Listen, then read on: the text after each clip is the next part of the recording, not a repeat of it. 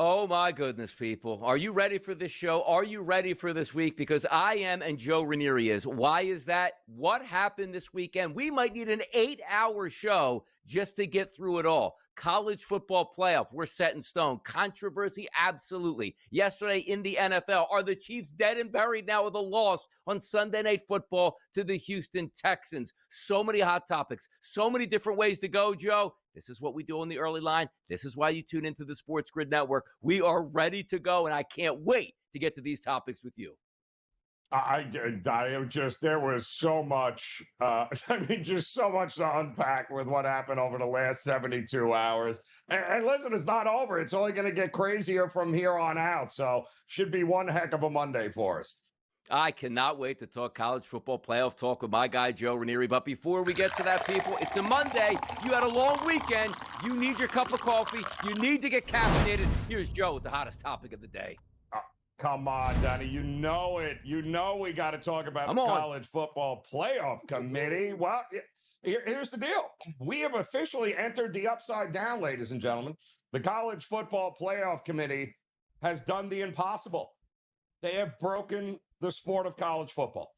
Our doomsday scenario came true, Donnie. We sat here a couple of weeks ago and told you if the football gods are listening, please let Duke win the ACC championship so we can create utter chaos with this committee. And what happens? Well, Duke, a 7-5 team, now 8-5, won the ACC championship against Virginia on Saturday. And because they were unranked, well, guess what happened? The ACC, a Power 4 conference, no automatic bid for you. Instead, we have two Group of 5 teams in the playoff now, Tulane and James Madison. Can you believe it? The ACC champion is sitting at home watching the Sun Belt champion play for a national title. It is absolute chaos. And I love every second of it, Donnie, because it exposes just how stupid this system is. But amongst all of that, the real story, Notre Dame. The Irish got snubbed. Boo-hoo. Cry me a river. We get it. They finished 10-2, same as Miami. But the committee put Miami ahead of them because, well, of a head-to-head win back in week 1. Fair enough. I can live with that. But Notre Dame didn't just take the L there, Donnie. Oh, no. They took their ball and they went home. They literally released a statement saying, quote, "We are withdrawing our name from bowl consideration." They told the Pop-Tarts Bowl to shove it. Think about what that means.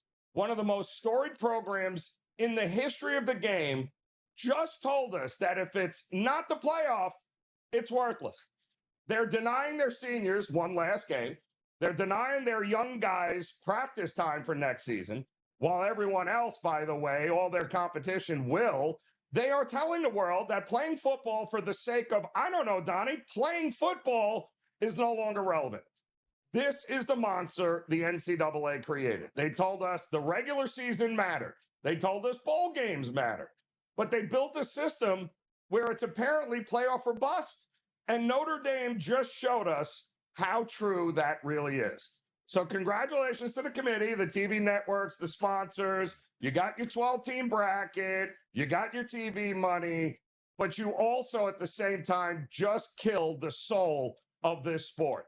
If Notre Dame doesn't care about a New Year's Bowl game, why in the hell should anyone else? Chaos, Donnie, is sometimes what is needed to blow something up and start over. Because Notre Dame just told everybody this current system is a total joke. I love it, Joe, because you feed right into what I've been on this network for 5 years telling people the bowl season has to end for the expanded college football playoff. But, Joe, let me sell you on this. Ready for this one here? Like, why can't we do like NASCAR does? What's their biggest event, Joe? It's a Daytona 500 to kick off the season.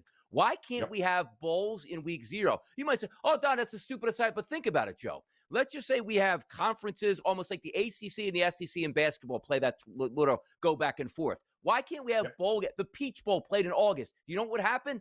absolutely massive ratings to start the season. The game will mean something. The game will count. People will be impressed. And also, Joe, you have 6 months to get ready for your fan base to buy tickets and make travel plans to whatever destination and bowl you have. Great weather all across. You want the Fenway Bowl? It's going to be played in August. Great condition. You want the Pinstripe Bowl? It's going to be played in August. Not 22 degrees where nobody wants to go to Yankee Stadium at that point, Joe. Hear me out on that. Bowl season, move it to game number 1 of the season. It would be fantastic. Then have an expanded playoff. But that's the way we get down, Joe. We bring the ideas to the people they know, which includes the early lineup and the hottest topics. Let's get to the NFL because we got a lot of talk on college football coming up. Daniel Jones, torn Achilles. Disaster mode here for the Colts as they get wiped out yesterday by the Jags.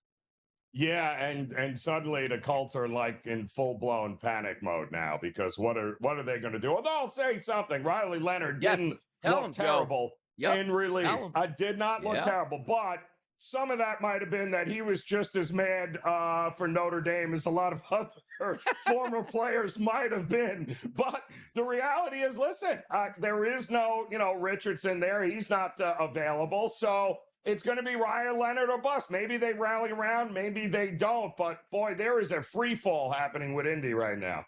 And by the way, I'm not a doctor. I just play one on the air here, Joe. You know as well as I do. A broken leg, you start to overcompensate your body and different muscles get used differently. No surprise that the Achilles went at that point here. It's a shame. But also, as Joe pointed out, Daniel Jones wasn't playing great and had a broken leg. Riley Leonard can move around. If you watch that game late, look, they got beat up bad, but he didn't look like a quarterback that was too bright for the spotlight at that point. That's going to be an interesting watch down the stretch for the Colts here. Notre Dame, just talked about them, staying away from a bowl game. They're unhappy. They're taking their ball, Joe. They're going home for 2025.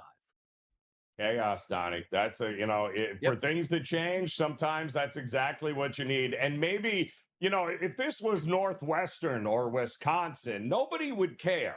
It's Notre Dame. It is literally the face of college football, the program of college football. And they just announced to the world, Donnie, take your Pop-Tarts bowl and shove it. We're only interested in making the playoffs. Nothing else matters. So congrats, college football. You made this bed. Now you sleep in it.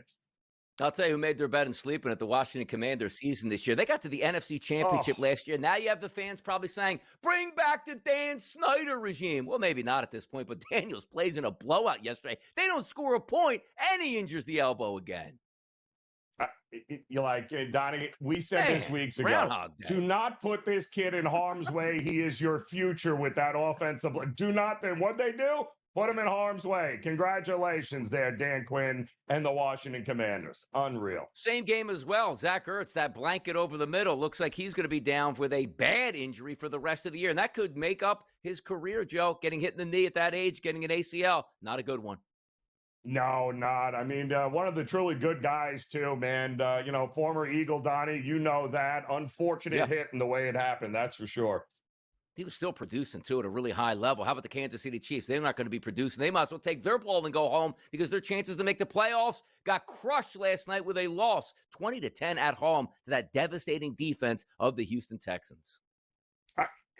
They had every shot in this game to win it at home, Donnie, and they did not do it. And no excuses. You didn't do it. In many aspects, they beat themselves, which is very uncharacteristic of Andy Reid and Patrick Mahomes. Going for on fourth down when he didn't need to, missed field goals, all adds up at the end of the game here. How about James Harden moves into the top 10 all-time in scoring in the NBA? Man's been around a minute. Oh, listen, nobody should have a trophy, carved in his own liking like James Harden. Congratulations, James. And in a team sport, you are the ultimate ISO guy. Congrats. FIFA had their World Cup draw on Friday. Looks like Team USA is going to win this whole damn thing, Joe. You got to love the draw they got. Yeah, no, excellent stuff here. No group of death associated with Team USA here, Donnie. Oh, we got spread lines coming up. We got college football hot topic talk coming up. What a Monday. Spend it with us on the early line right here on the SportsGrid Network.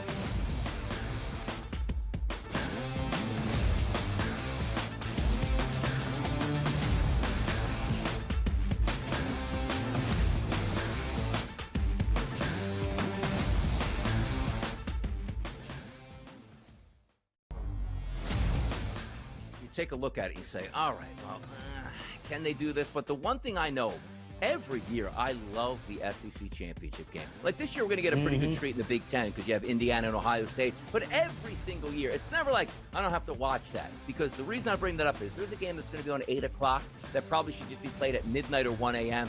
The ACC championship game. Like, things are not the same.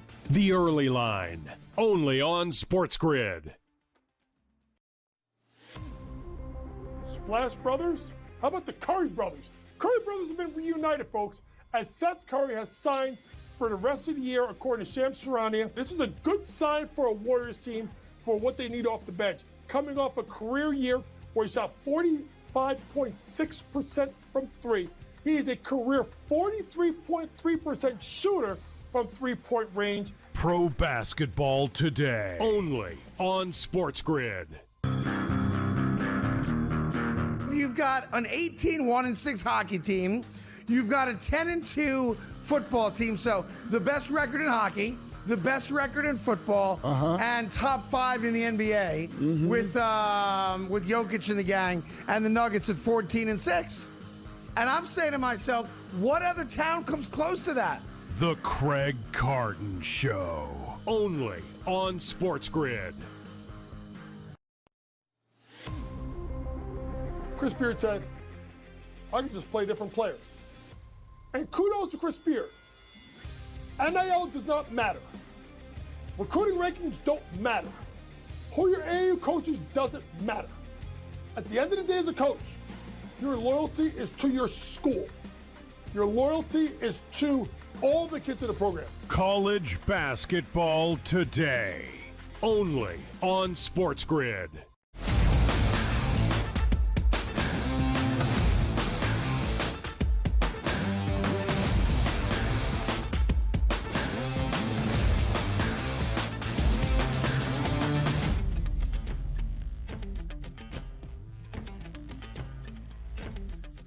Oh, what a kickoff we got, man. The exciting times here, the armchair quarterback, the NFL recaps, the college football playoff. It's all on the way. But right now, we want to get you caught up here on some top spread lines of the games you need to know for the week that's going to unfold here. And we are going to start with a Saturday game. Boise State and Washington, 8.5-point spread, 52.5 total. Bowl season is upon us here. And that is Washington is playing in this game. So let's go, Washington. You got to love it, right? Well, Boise State, kudos to them, taking down the Mountain West championship at home. They got their quarterback, Maddox Matson back.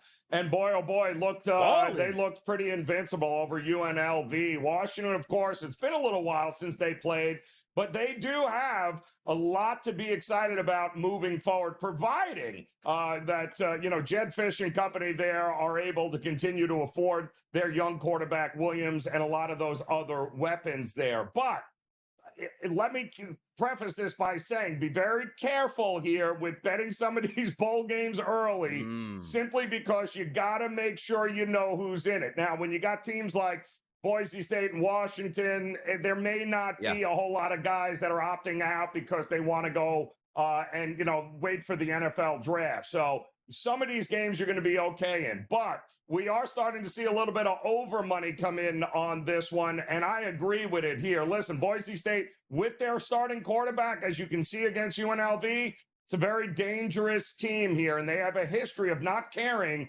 that you are supposedly one of these big conference teams. They don't care. But I would expect at 51.5 right now, Donnie, I expect this total to continue to rise. Would not shock me, though, if the spread comes back down a little bit towards Boise State.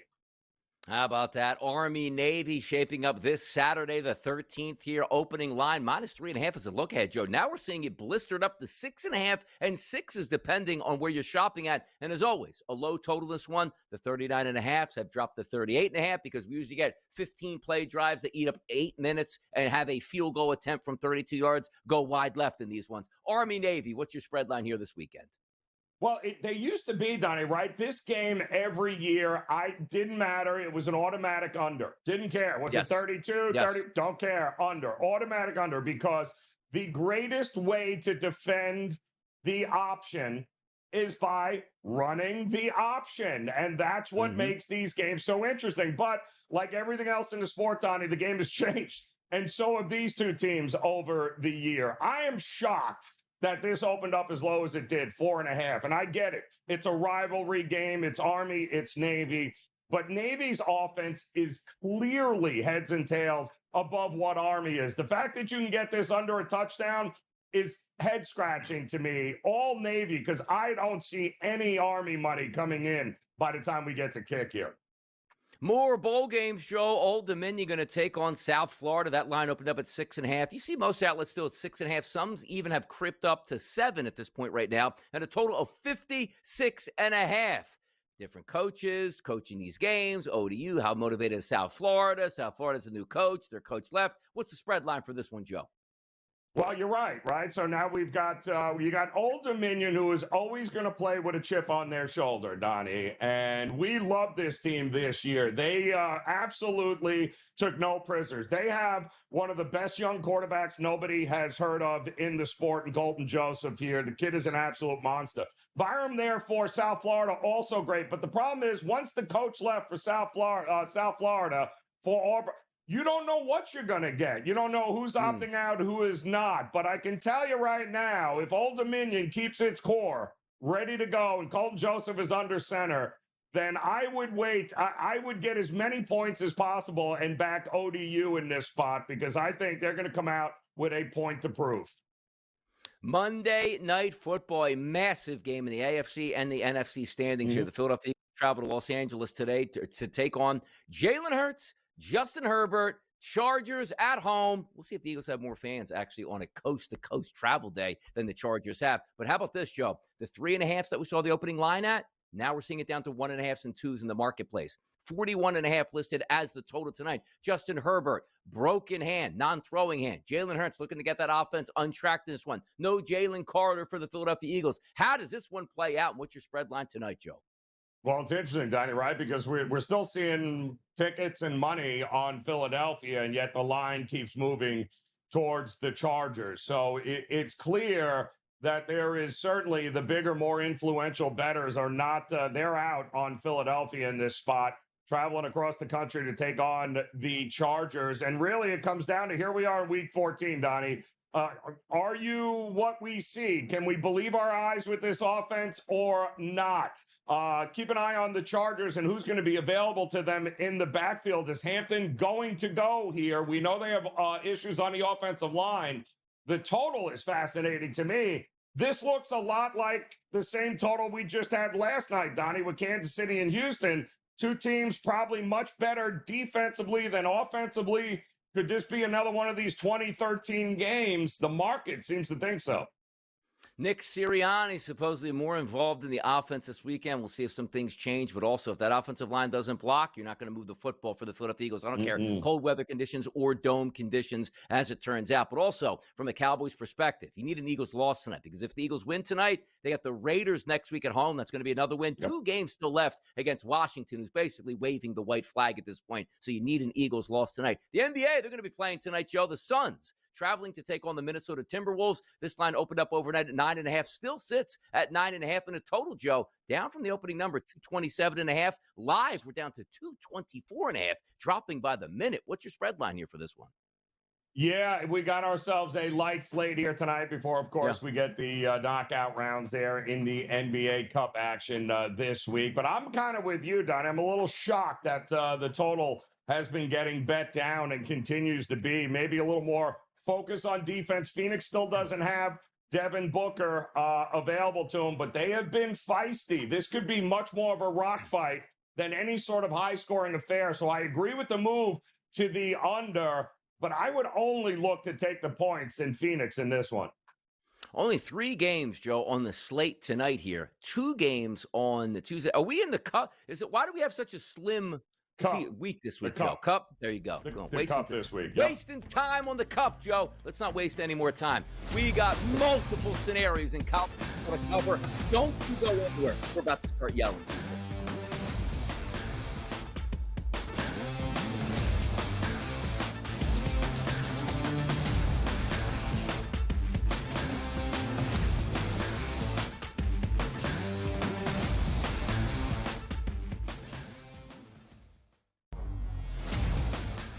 take a look at it. You say, all right, well, can they do this? But the one thing I know, every year I love the SEC championship game. Like this year, we're going to get a pretty good treat in the Big Ten because you have Indiana and Ohio State. But every single year, it's never like I don't have to watch that. Because the reason I bring that up is there's a game that's going to be on 8 o'clock that probably should just be played at midnight or 1 a.m.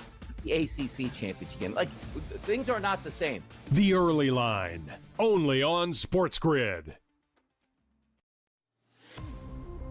Splash Brothers? How about the Curry Brothers? Curry Brothers have been reunited, folks, as Seth Curry has signed for the rest of the year, according to Shams Charania. This is a good sign for a Warriors team for what they need off the bench. Coming off a career year where he shot 45.6% from three. He is a career 43.3% shooter from three-point range. Pro basketball today, only on SportsGrid.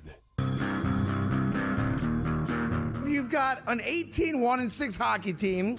You've got a 10-2 football team. So the best record in hockey, the best record in football, and top 5 in the NBA with Jokic and the gang, and the Nuggets at 14-6. And I'm saying to myself, what other town comes close to that? The Craig Carton Show, only on SportsGrid. Chris Beard said, I can just play different players. And kudos to Chris Beard. NIL does not matter. Recruiting rankings don't matter. Who your AAU coaches doesn't matter. At the end of the day as a coach, your loyalty is to your school. Your loyalty is to all the kids in the program. College basketball today, only on SportsGrid.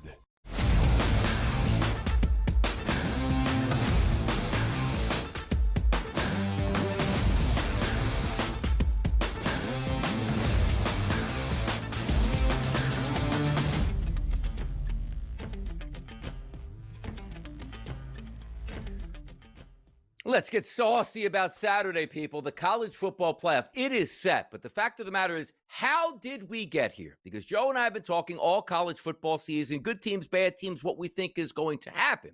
Now, understand this. There is a television show, which if anybody follows me on X, I bash it every single year. It's the most meaningless show you can possibly have on a week-to-week basis, understanding the games on the field are going to take care of business, as it doesn't matter where you're ranked here. So the fact of the matter that everybody called this from the first television show, head-to-head has to matter. If Notre Dame and Miami get close, that's going to be very interesting if they keep Notre Dame above, which basically all of those television shows outside of the previous one, they kept Notre Dame at the top of the standings above Miami. But the questions we're going to filter in, is anybody going to get snubbed? Is chaos going to happen? And to be honest, Joe, the past 2 weeks, we had no chaos. Outside like Texas beating A&M, which A&M was already in the championship, and you probably thought a 3-loss Texas team was going to be left out. But let's go over what happened on Saturday in chronological order. A 12 o'clock kickoff was BYU and Texas Tech. Here's what we knew. Texas Tech was going to be in no matter what. But the question was, is if BYU won, they're going to be in, which would kick somebody out. The only thing that BYU was maybe hoping for, Joe, if they lost, was a close loss. They got hammered 34-7 in that game. When you watch that game play out, it just felt to me, Joe, that the BYU getting beat by that bad, they were out of the college football playoff. And I think everybody knew because it was the largest spread of all of them, Donnie, right? Yes, I mean, correct. It closed 12.5, 13, and we just knew. I mean, they were outclassed against Texas Tech, and everybody knew it, including the committee, which is why they sandwiched them where they sandwiched them between Notre Dame and Florida, because once they lost, you knew they were going to be out, and that was the end of it. And that's exactly what happened. I mean, Texas Tech, we've been saying it now for weeks. Yet this team is taking no prisoners. They are every bit as talented as anybody else in this field. And they showed you exactly why. You got to be taking them very seriously when it comes to the playoff. Absolutely. And we're going to get to some details there and what we think of Texas Tech and also why BYU was eventually left out of the college football playoff. Let's move it down now to the SEC championship game, which all eyes were on the prize. The question was, we knew Georgia was going to be in. The thing was, with Alabama getting moved up, it looked like there was a buffer for no matter what happened to Alabama. If they lost, particularly by 2 touchdowns or less, they probably would be in the tournament no matter what. They got hammered. They got embarrassed. And 28-7, Joe, didn't even tell the total tale of this game. It was Georgia in an absolute rout. So the thoughts for me on Saturday night, there's no way they can put Alabama in. What did you get out of that football game, and what were your thoughts when it ended, Joe? Well, I mean, it was clearly all Georgia there. I mean, Georgia had struggled with Alabama in years past, but it's clear that this Alabama team is not what they were in the middle of the season. Some teams get better, Donnie, and then some teams, injuries start to take their toll, and they become progressively worse. And you look down the back end of the schedule here with Alabama, they have not been playing well. I mean, beating a awful Auburn team because it's a rivalry game. I mean, getting blown out by 3 touchdowns and you remain in exactly the same spot as you did a week ago makes little to no sense.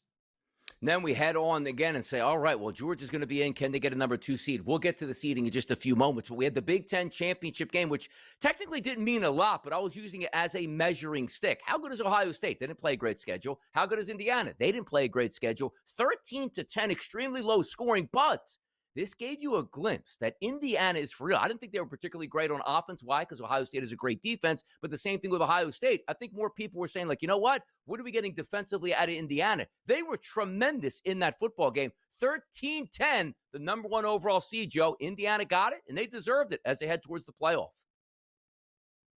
I'm not buying it, though, Donnie. There's something tells me that that playbook was not emptied for Ryan Day and Ohio State. That maybe, just maybe, this was a good opportunity to see what this Indiana team is all about. But if there is a rematch, and there likely will be in the postseason here in the playoff coming up, I don't think you'll recognize that Ohio State team like they looked in the first game. And then the chaos we wanted here, because it just felt like, too, if you were rooting for Miami to get in or a Miami backer, you said you can't leave a Power 5 champion out, or you can't leave a Power 5 conference out of this year. And then you take a look at, Power 4 conference, and you say to yourself, well, if Duke beats Virginia, Duke is not going to get in. Then the ACC doesn't have a representative, when you know the ACC pays a lot of bills for ESPN and also the college football playoff. Duke 27-20 in overtime. You knew that was going to happen, Joe. You knew it. We were hoping for it, Donnie, because that's what created the chaos right there. And now, congratulations. Enjoy it, College Football Committee. We are just touching the surface of this. Come on back with us. Let's get it popping.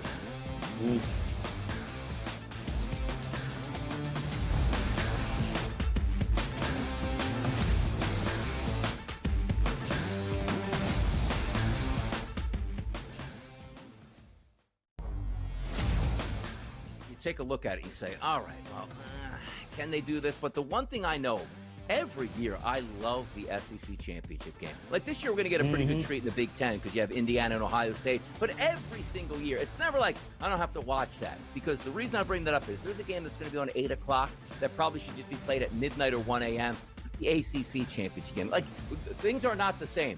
The Early Line, only on SportsGrid. Splash Brothers? How about the Curry Brothers? Curry Brothers have been reunited, folks, as Seth Curry has signed for the rest of the year, according to Shams Charania. This is a good sign for a Warriors team for what they need off the bench. Coming off a career year where he shot 45.6% from 3. He is a career 43.3% shooter from 3-point range. Pro basketball today, only on SportsGrid. You've got an 18-1-6 hockey team. You've got a 10-2 football team. So the best record in hockey, the best record in football, and top 5 in the NBA with Jokic and the gang, and the Nuggets at 14-6. And I'm saying to myself, what other town comes close to that? The Craig Carton Show, only on SportsGrid. Chris Beard said, I can just play different players. And kudos to Chris Beard. NIL does not matter. Recruiting rankings don't matter. Who your AAU coaches doesn't matter. At the end of the day as a coach, your loyalty is to your school. Your loyalty is to all the kids in the program. College basketball today, only on SportsGrid.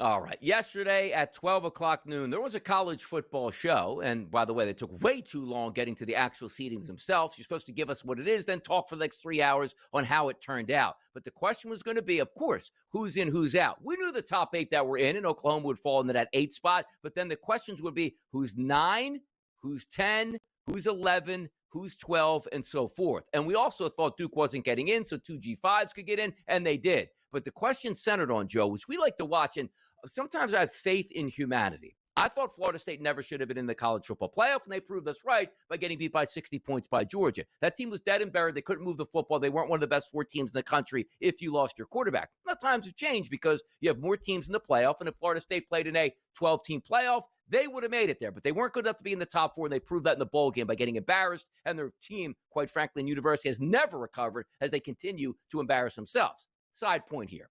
Let's get to what happened yesterday on that show, because when you're correlating market show, which we love to do, it's good to see that when everything came down, Vegas, FanDuel, DraftKings, they were all wrong.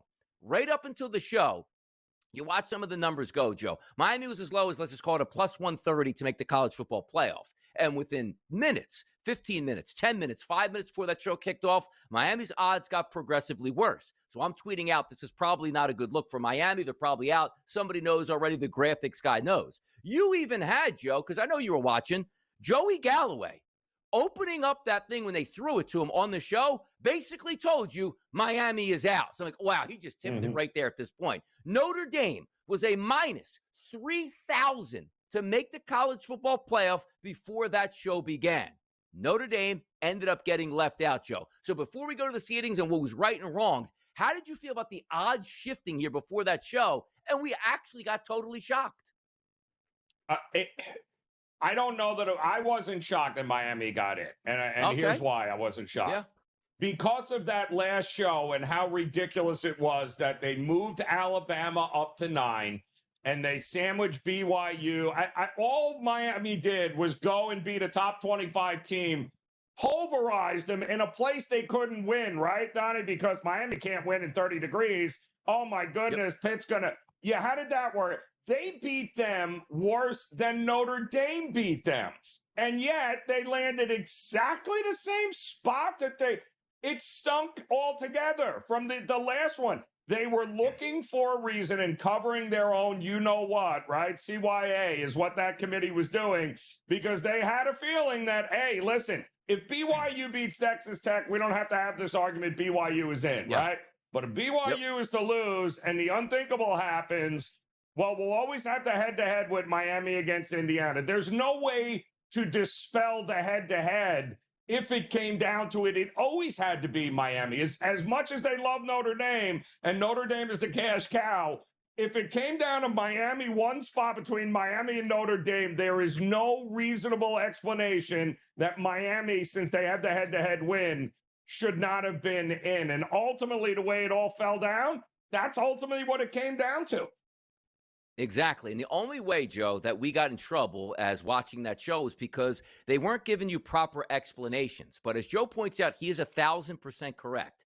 The fact that they pushed Alabama above Notre Dame, you knew what was going to happen. And sometimes you sort of play into it because you have to have an operation structure that it's going to last for 15 years in the college football playoff. The one thing we do know, Joe, is when 2 teams play side by side and are equal, you always give the tiebreaker to the head-to-head opponent that won. Can you imagine a thought process with this weekend that would have had everything play out the same and Notre Dame made it in over Miami? Because that would have sent Richter scale absolute shocks through the next 10 years because you know what that would have done? oh, hey, Florida State, Miami played. Florida State won. That doesn't mean anything. Like, we're just going to wait till the end of the season, and strength of schedule is the only thing that matters. Because head-to-head, if you want to say, Joe, is the most meaningful tiebreaker you could possibly have, where you don't need an eye test. You don't need strength of schedule. You just have to look at the final score and say who won. Not who gained more yards, who won that game, and who moved past it here. And, of course, the old structure of, well, we want the best team that's playing now. That doesn't make any sense. The season is continuous, and we understand late losses do count more than early losses. But you know what they never erase, Joe? A head-to-head loss. If Notre Dame would have lost to A&M and USC the first two games, then beat Miami in week 4, there's no issues here. 2 losses, and they beat Miami. They move forward. But the interesting part here going forward, Joe, also, was the thing that most people are getting upset by, and maybe rightfully so. BYU playing in the game. They got hammered twice by Texas Tech, who's really damn good. They dropped. Alabama got destroyed in their football game. They stayed the same. That was actually shocking to me, Joe. That was when you knew Miami was in and Notre Dame was out. The minute they flashed Alabama at number 9, again, that was it. It was over. Because the only question was, and what everyone was assuming, was that because of that epic beatdown and how bad Alabama looked, and not just against Georgia, but we've never had a 3-loss team in this college football playoff, right? Yeah. We've never seen this before. And it's not like, hey, they were amazing and they had one bad game against Georgia. No, they have been leaking oil for a month now, and they were not good, and they got exposed again, and they stayed exactly the same, because the question should have been, well, all right, so Alabama jumped Notre Dame for what reason we still don't know, and then Notre Dame dropped back. If Notre Dame should have showed up at 9, and then I'm like, Notre Dame and Miami are in. Alabama showing up at 9 means the committee had no choice at that point, but they used a head-to-head, and you knew Miami was getting it. It's like, again, the way it played out, I was shocked when I saw the 10th team up there, Miami, just by looking at the odds and what the market was actually resetting. But also, when we talk about like controversy heading into it, Joe, we shouldn't have that much controversy, because for weeks, and if you follow my timeline or most people's timeline, and also you saw the catcalls all games long on Saturday from each and every telecast and broadcast, they were telling you the same exact things. Like, hey, look, Miami is going to wind up next to Notre Dame, and they won. You can't just say that game was early in the season and it doesn't matter and what's late. And it's also not like Notre Dame beat 4 straight SEC teams to end the season. They didn't do that. So for me, I thought it was easy. And for the people being upset like Notre Dame got left out, I actually thought Notre Dame probably should be in over Alabama. But now, Joe, turning it into the future, what do these actual college football championship games mean for your conferences? Apparently nothing. You have to come out with a structure that says, Joe, in these college football meetings where they come out with the television show, like, this game that they play is a complete bonus. The winner's going to get rewarded. The loser will not drop. And the fact that it's sort of ambiguous, like, oh, we don't know if it counts, or how much does this one count, or how much can you lose in this? Because what I always thought was funny was, well, if they just be competitive in this game, well, then why are you playing the game? Just take a knee and don't even play the football game. Say, we're opting out because we just want to make the college football playoff. Where does this lead, Joe, down the line for college football championship games in their own conferences? Blow it up, Donnie. It's got to be blown up, because they keep putting Band-Aids on heart surgery. And they keep thinking that that's going to be good to go. They are, instead of being proactive, they're being reactive. They did it last year. They're doing it again this year. They're opting for the money. They're not opting. They're hoping this all works out in the end so they don't have to take any criticism. But this was the ultimate doomsday scenario, what played out for them. And now it has exposed what we all knew, that none of it matters. You have created a system where the only thing that matters to these teams is making it to the playoffs here. And Vanderbilt and Texas are on the outside looking in. Donnie, to have the 12 best teams in the country supposedly playing for a national championship, we should not have a spread in any one of these games more than a touchdown. Not one should be more than a touchdown. Because if Vandy replaced JMU and Texas replaced Tulane, none of these games are more than a touchdown. Instead, you have just given Oregon and Ole Miss a bye, even though they didn't deserve it. It was like Penn State last year. Like Penn State, hey, they were so close to. No, they weren't. They just got the luck of the draw in the two easiest games you could possibly have to open up the college football playoff last year. We're getting close to perfection. Seems like we're never going to get there. Ask the public. They'll do a better job than the committee and the NCAA every single time. Tom Vecchio is coming up. More hot topics on the way.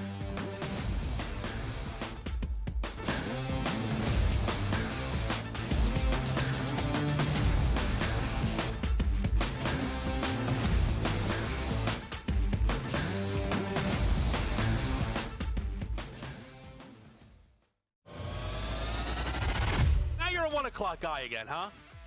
Well, I didn't know I have to appease you. What do you mean appease me? I'm trying to get a read on you. Well, I don't. That's it. I don't want you to get a read. I think. Okay.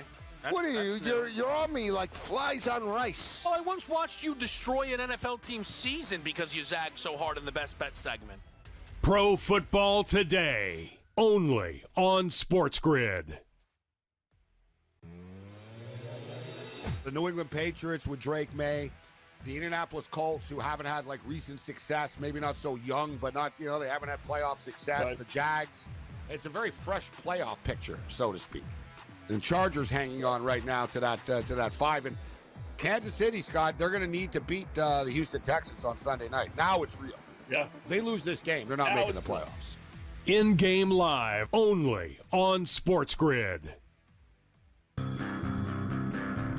Ole Miss got left at the altar, and Ole Miss decided, I'm either going to let her continue to embarrass me, or I'm going to have some self-respect and kick her ass out the door and lock it behind her and not let her back in. And that, for me, is the right thing to do. Lane Kiffin had the right to leave. Yep. He chose to leave. I wish you the best of luck. Not really. The Craig Carton Show, only on SportsGrid. And FanDuel are getting ready to launch their own prediction market, so Polymarket will be coming back at a time when the competitive landscape is dominated by Kalshi, and soon it's going to have FanDuel and DraftKings in there as well, which I'm really eager to see what their products look like and how the timing kind of impacts the use of Polymarket. Will it be number one in the App Store for the next couple months? Who knows? Newswire, only on SportsGrid.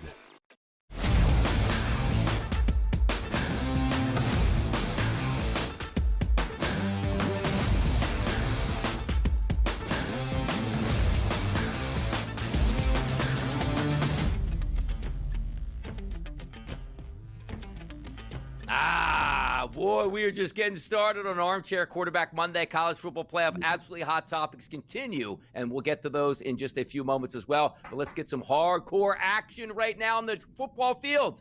Donnie, Rightside, Joe Raineri, Tom Vecchio, Tommy. Monday. So much happened over the weekend, man. We got a lot to get to today.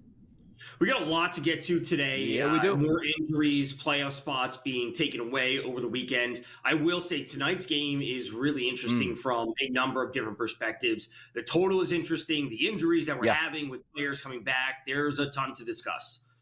No, there is a lot to discuss. And yesterday, Tom, just take a look at some of those football games, the way they played out yesterday. I enjoyed myself, had a pretty good day, but I do want to talk to you about that Texans-Chiefs game. I thought that game we played to an under, it did. I thought the Texans would win, they did. And you saw 3 offensive linemen, Tom, down before the game started. One play into it, they're down another tackle. There was no way that the Chiefs should have been able to compete yesterday. They actually did. They made some interesting decisions on 4th downs. But talk to me, Tommy. Chiefs, 6-7. Is it a wrap? My biggest takeaway from that game is that the Texans offense is not good enough. And their defense is awesome. And, we got to halftime. I was doing the game last night with Brady. We got to halftime, and I was like, okay, it's 10-0. This game should have been 20-0 based on just the way it felt. And then the Chiefs come back into it, and the Texans have chances to put the game away and go up by 3 possessions and, really put the nail in the coffin, but they didn't. And credit to the Chiefs defense because they did their part. The Chiefs offense didn't do their part. But also there's no it factor for the Texans on offense, at least, where it's why are you not putting teams away? Why are you letting teams hang around when you have a top 2 defense in the league? These games should be done and dusted by halftime, but they're not. Yeah. It was a 10-10 game heading into the 4th quarter at Arrowhead. Kansas City's got no excuse. Injuries are no excuse. You had exactly what you wanted in that spot there, and then you didn't execute down the line. Ray Rice drops a first down pass, which makes absolute wide open. So you got nobody to blame but yourself here. But moving forward, congratulations, Texans. You win your 5th straight. To your point, what's the ceiling for this team, Tom? Yeah. The ceiling is what we saw last year when the Chargers go into Houston and Herbert threw 4 picks, if I remember correctly. And it's like, well, they're going to win the game. The Texans are going to win the game, and Stroud's going to throw for 210 yards and maybe a touchdown, 1 running touchdown. They have a defensive touchdown. All of a sudden, they win the game 24 to 14. And it's like, well, they won the game. They covered, but how good did they look? Yeah, look, it's going to be an interesting one to play out at this point. You love the defense that the Houston Texans bring to the table, but also take a look at, it's amazing that the Chiefs are not going to make the playoffs. Like, as long as you had Andy Reid and Patrick Mahomes, it shouldn't matter who else you had. They just can't win 1-score games. And also, you do see the panic start to set in. 4th and 1 on your own 30-yard line. You don't even hand off to Kareem Hunt, who's an automatic first down on like 3rd and 1s and 4th and 1s or less. You pass it, you lose the football game right on that spot. Tonight, Tom, we got a good one, though, and a lot of questions, as you said. The Eagles are favorites here. Slipping here, 1.5, 2.5, depending where you're shopping at. Total very low, from 42.5 to opening numbers. We saw 40.5s out there, now back up to 41.5. Herbert's got the broken hand, but it's his non-throwing hand. The Eagles struggling a bit on offense. The one thing that we do like, though, you don't have to worry about any weather conditions. It's in a dome. Does that play up to the offense, or what are the expectations, Tom, for you tonight in this Monday Night Football game? When Brady and I were, briefly discussing this game last night, I said if this total was 45 or 44.5, I would love the under. I would absolutely love the under in that spot. 41's a tough number, knowing that you could have like a modest offensive game and still lose your bet. There's so many different things pulling in different directions. First off, with Herbert coming back, as you said, not coming back, but he had surgery last week on his non-throwing hand. I don't know if dropping him back 35 or 40 times is a plan to winning, considering that the Chargers have had plenty of offensive line issues literally since training camp this season. So we know that Amari Hampton, their rookie running back, is coming back. So this leads me immediately to looking at Herbert under 32.5 pass attempts as one of my favorite props. We see the Chargers with a 58 pass play percentage on the season. That has dropped to 50% over the last 3 weeks. That is bottom 8 in the league. With Hampton coming back and Herbert dealing with this hand injury, him being exposed to more hits is not the game plan. Vidal was a viable running back when Hampton was out. Now you have him, you have Hampton back. I don't think they're both going to run for 100 yards as we saw last week with the Bears, Joe, when we did that game. But at least you have competency in the backfield. Plus Herbert throwing the ball 25 times. Just don't expose him to extra hits. He gets hurt one more time. Their season's actually done. This feels, doesn't it, Tom, like a Harbaugh kind of game. He is going to take the air out of the ball. He is going to move. We just watched the Bears do it. And really, at week 14 here, Tom, is there anybody redeeming on Philadelphia's offense, even the back in the prop betting market or in this game?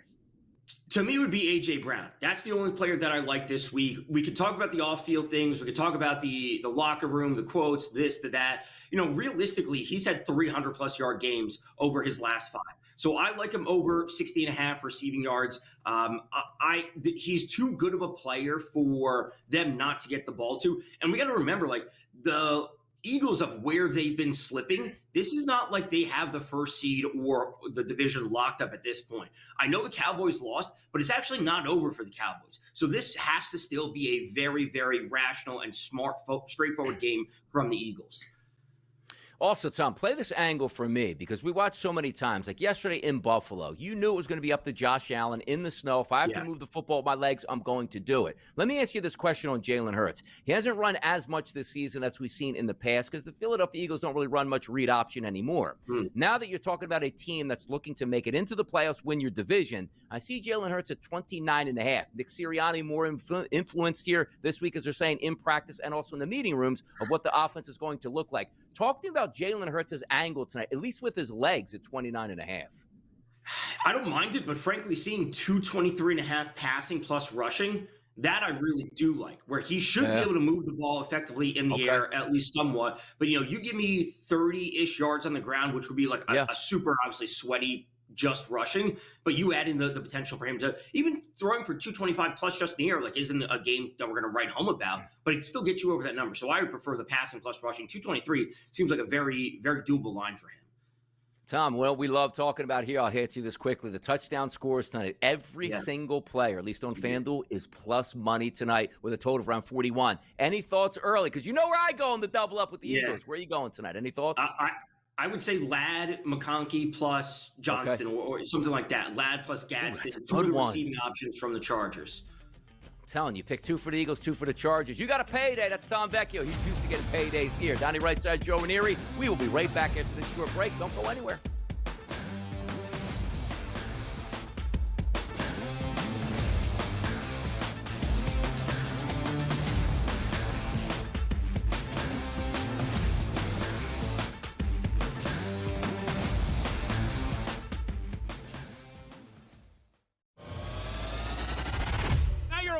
Guy again, huh? Well, I didn't know I have to appease you. What do you mean appease me? I'm trying to get a read on you. Well, I don't. That's it. I don't want you to get a read. I think. Okay. What are you? You're on me like flies on rice. Well, I once watched you destroy an NFL team's season because you zagged so hard in the best bet segment. Pro Football Today, only on SportsGrid. The New England Patriots with Drake May, the Indianapolis Colts, who haven't had like recent success, maybe not so young, but not, they haven't had playoff success. Right. The Jags, it's a very fresh playoff picture, so to speak. And Chargers hanging on right now to that 5. And Kansas City, Scott, they're going to need to beat the Houston Texans on Sunday night. Now it's real. Yeah. They lose this game, they're not making the playoffs. In-game live, only on SportsGrid. Ole Miss got left at the altar, and Ole Miss decided, I'm either going to let her continue to embarrass me, or I'm going to have some self-respect and kick her ass out the door and lock it behind her and not let her back in. And that, for me, is the right thing to do. Lane Kiffin had the right to leave. Yep. He chose to leave. I wish you the best of luck. Not really. The Craig Carton Show, only on SportsGrid. And FanDuel are getting ready to launch their own prediction market, so Polymarket will be coming back at a time when the competitive landscape is dominated by Kalshi, and soon it's going to have FanDuel and DraftKings in there as well, which I'm really eager to see what their products look like and how the timing kind of impacts the use of Polymarket. Will it be number 1 in the App Store for the next couple months? Who knows? Newswire, only on SportsGrid.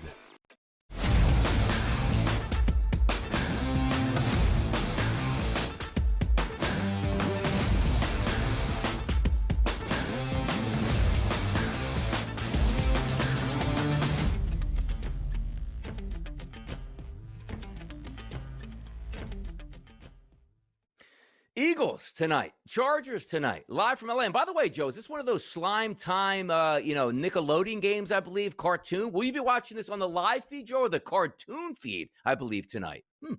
Oh, the Nickelodeon feed? Yeah, no, I think won't it be is doing that. Although that might be more exciting than this game, Donnie, because something tells me if you're hoping for offense, this is not the game that you are going to be excited to watch here, because this feels very much like the game that we just watched last night, where first one to 17 or 20 is going to win this game, Donnie.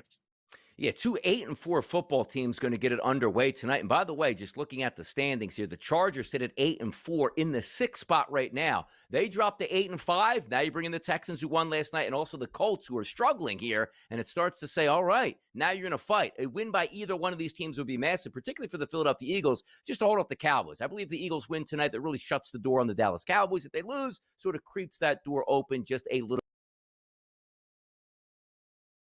Oh, there we go. Yeah, it does creep it open just a hair there, Donnie. You're right about that. But listen, Dallas, they're their own worst enemy. They created their own issues. But Philadelphia, to their credit, as bad and as inconsistent as they have looked, they certainly have an opportunity here to be able to say, okay, Dallas, you left the door open. Now we're about to slam it shut, because we're going to beat the Chargers on the road, which, by the way, I'm continuing to look here, and we have got nothing but Philadelphia money and tickets in the marketplace, and yet this line continues to move towards the Chargers. I mean, right now, you could have gotten it, 2.5.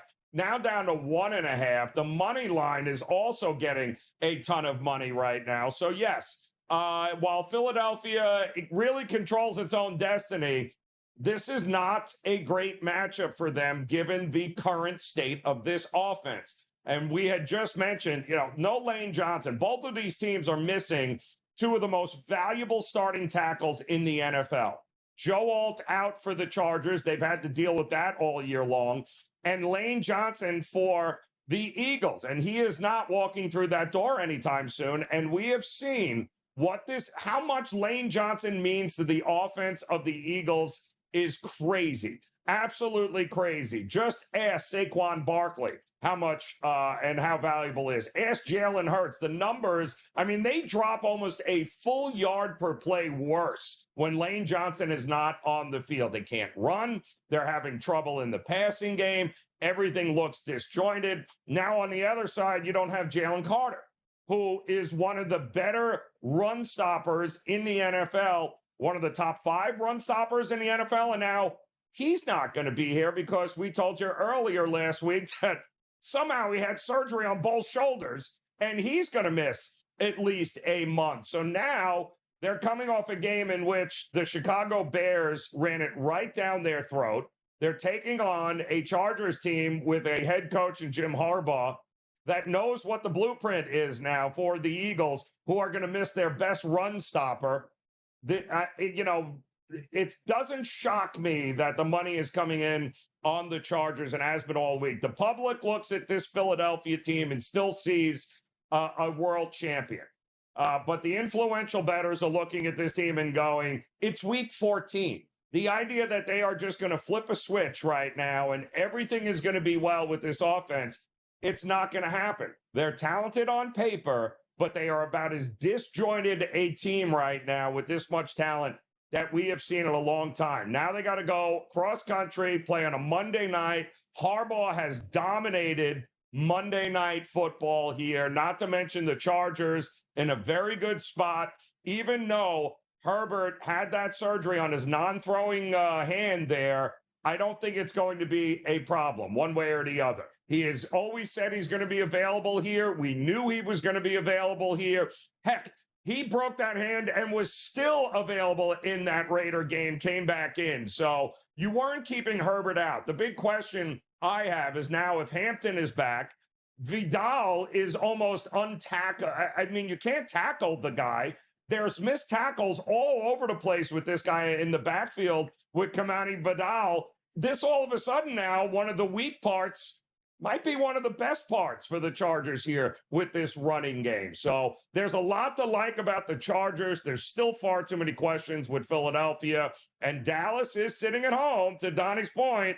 They're going, all right, Chargers, let's go. Keep that window of opportunity open for us. It's up to Philadelphia to slam it shut. We'll see if they can do that. We'll have much more on this game as another hour of the early line straight ahead here on the grid.